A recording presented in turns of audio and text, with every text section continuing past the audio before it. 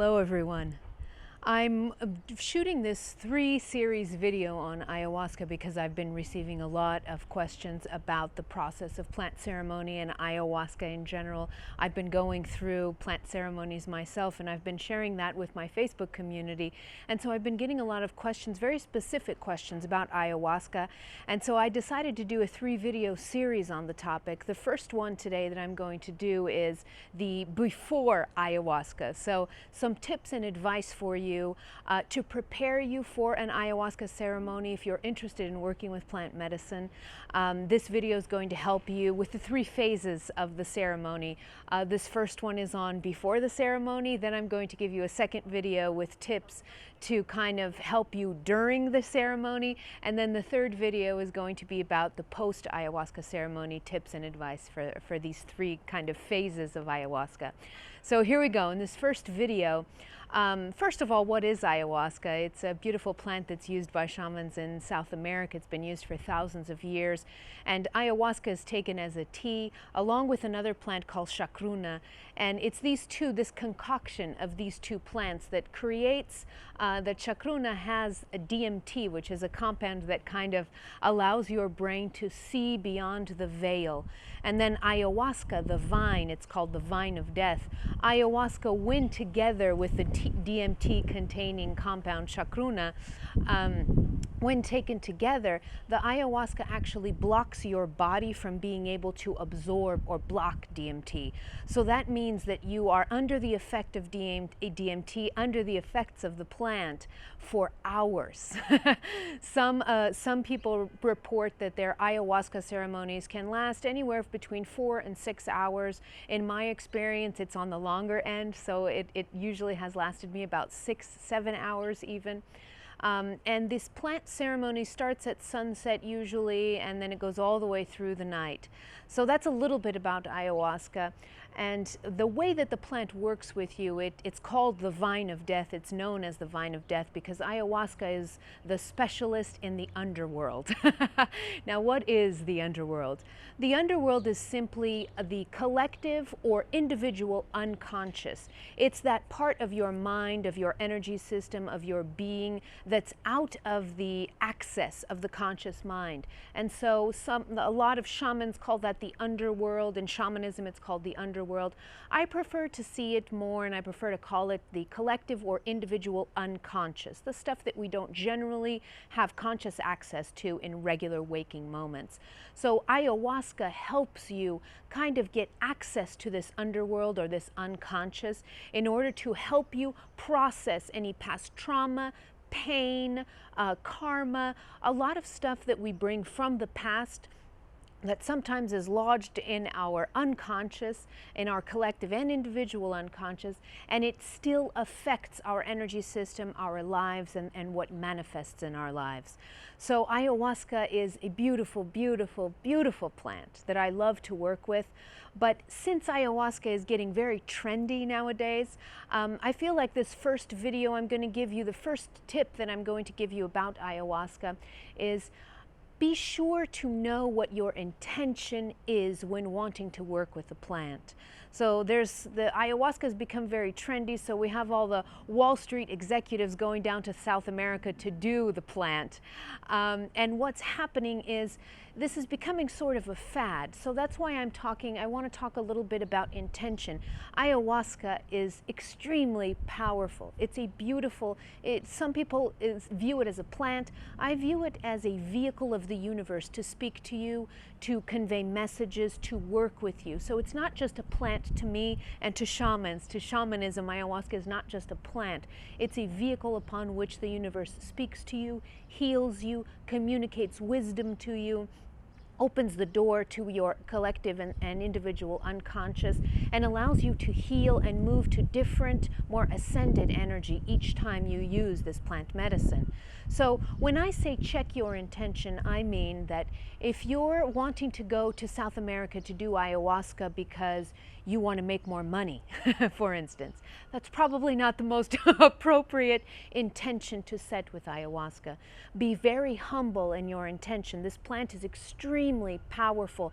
And we've heard of a lot of people that go to South America, for instance, with the wrong intentions when working with the plant. And what happens is when you set the intention, you attract to you the shaman that then helps administer this ayahuasca. And what you'll find is that a lot of reports of people that are having really horrible trips with ayahuasca have a lot to do with the energy of intention that that person sets out. What is the intention that they want when working with the plant, and then what kind of shaman they attract to themselves. Ayahuasca only does part of the work. The shaman is the beautiful, beautiful spiritual worker that actually anchors the energy during an ayahuasca ceremony. And there are all kinds of shamans out there.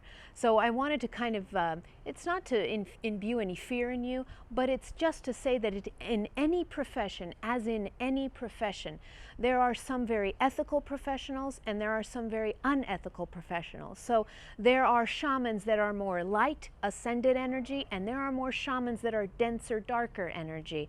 So be very, very pure-hearted. Pure-hearted. There, that's the word that I wanted to use. Be pure-hearted in your intention when calling forth ayahuasca, when wanting to work with the plant. Be pure-hearted in your intention. And make sure that you're going and that you're seeking the help of this plant because you want to move into a different phase of your evolution with humility, compassion, love, and pure-heartedness. If you throw forth this kind of intention, you will attract to you a shaman that is the same frequency as that intention. So you will attract to you a shaman with love, with compassion, and with kind-heartedness also. So when it comes to ayahuasca, because it is called the vine of death, the shaman that works with this energy must also be a shaman that has gone through the process of being a sort of specialist of his or her own underworld. Because the shaman during this ceremony, the shaman takes the tea with you. And so the shaman's work is really to anchor, to support you, to hold your ground in terms of security, safety, peace, and love. So again, just giving a little bit of a heads up on when you choose, if you choose to work with plant medicine and to work with ayahuasca, be pure-hearted in your intention, and then work a little bit from recommendations of friends maybe, or work with the universe in asking the universe to bring forth the right shaman to work with you. I love the process of mouth-to-mouth recommendation of shamans because that gives you a little bit of trust that the professional, the shaman that you are working with is a shaman with more ascended, pure-hearted energy. I kind of counsel against just getting on a plane, going to South America and just getting it at the airport and starting to look for a shaman who will give you ayahuasca. That's probably not the right way to go about this. The plant, I love to work with this plant, but it's so very powerful. And if you're not in the right frame of mind or in the right frame of heart, you may call to yourself very sort of more difficult, very difficult and traumatizing ayahuasca trips. And we've heard reports of that happening to people. And that has a lot to do with your preparation work, what your intention is. Did you find the right shaman? Does that shaman's energy click with you? So all of these questions, ask yourself these questions before going in to an ayahuasca ceremony. Once you have found the right shaman for you, once you have set forth a pure-hearted intention to work with the plant and to go to an ayahuasca ceremony, then I'll give you a couple of more tips that I use for myself. The first one is in the preparation work, quiet your mind, because ayahuasca is a plant that will challenge your ego. So the more quiet your mind can be, the better and the easier it is to work with the plant. So I do a lot of meditation in the week before I do an ayahuasca ceremony. I do a lot of preparatory work in terms of meditation. I do sometimes a little bit of fasting before I get into the ayahuasca ceremony. Sorry, there's a plane going by, so I'm just going to wait for a little bit. I'm outside in a beautiful garden where I love to film, but sometimes you get a little bit sounds of the city. Okay, so when I'm doing the preparatory phase for an ayahuasca ceremony, it's usually, my preparatory phase is about a week before the ceremony. I will meditate more. I'll meditate significantly, usually twice a day for about an hour and a half together. So 45 minutes and 45 minutes twice a day. And I'll do this preparatory work just to bring my mind down to a quieter place, because I know that the more quiet the mind is, the easier it is for the plant to work through you during a ceremony. So that's one thing. Quiet the mind, preparation in terms of meditation and or any other practice that helps you quiet your mind. Then I will, as I'm getting close to, because ayahuasca is it's a purging plant. What does that mean? That means that it's more likely than not that during the ceremony you're going to be experiencing vomiting. Some people experience diarrhea, so they have to go to the bathroom a lot during the ceremony. And this is a natural purging part of the plant. It helps you get rid of everything that is old, that no longer serves you. And in that process of letting go, it forces you to purge. It's very rare that you don't throw up or have to go to the bathroom during an ayahuasca ceremony. So what I do in terms of body work before then is I will draw down, well, first of all, I'm mostly vegetarian, but if you're not, start drawing down on animal products, meats, heavy foods. Start drawing down on them as the day of the ceremony gets closer.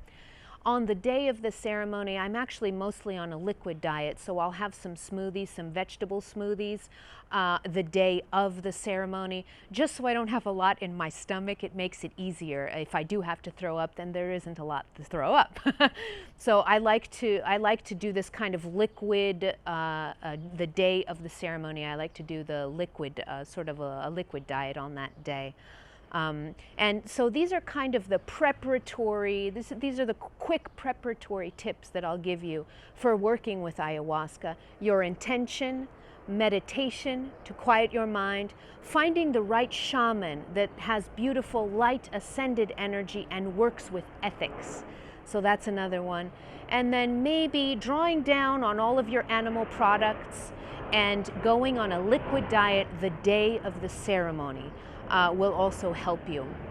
In the second video, I'm going to go quickly over some tips and advice for you to hold in your awareness, for you to kind of keep in your memory or in your awareness during the ayahuasca ceremony, so that it will help you go through the ceremony with more ease. But in this first kind of preparatory video, I just went over the quick things, trying to think if I could remember anything off the top of my head to leave you with in this first video.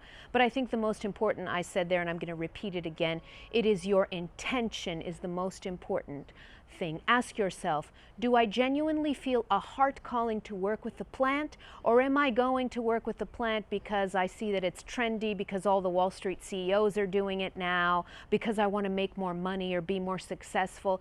Check your intention, because your intention, if it is pure-hearted, the plant will be able to work with you in a much more effective way, and the ceremony will go a lot better for you. It'll also go a lot better for you if you trust and have an energy, a genuine connection with the shaman that is administering the ceremony. And for me, just to give you a personal example, I came to my shaman through recommendation of a dear friend. So I already knew that the shaman was of beautiful ascended energy. I knew that he had already worked through and was a specialist of his own underworld, because the shaman must work through their own unconscious before they can then help others. So it was through word of mouth that my shaman reached me. And so I went to the ceremony with a different level of trust. But I also entered the ceremony because I had a strong, very strong soul calling to work with the plant. And so my intention was pure-hearted. I was doing it for my evolution, to ascend in energy, to be able to work with everything in my unconscious that I wasn't seeing, but that I wanted to transmute. So I was surrendering, open-hearted in my intention. And so make sure that that's where you're coming from when working with ayahuasca. That's it for this first video. I'll go to the second video on tips and advice during the ceremony right after. If you have any questions about ayahuasca and would like to know more details about my experience, or would like more advice, or if you would like me to help you prepare for a ceremony or help you through the ayahuasca process, you know where to find me. Shoot me an email at info@christina-lopes.com. You can also find me on my new project. It's called numanityproject.com. You can find me there too. You can reach me in either of these platforms. And on to the second video. I hope you enjoyed this first one, and I hope it helps you prepare for the beautiful vine of death. She is a miraculous, miraculous vehicle for your evolution and for healing anything that needs to be healed in you. Thank you so much. I'll see you in the next video. Have a great day.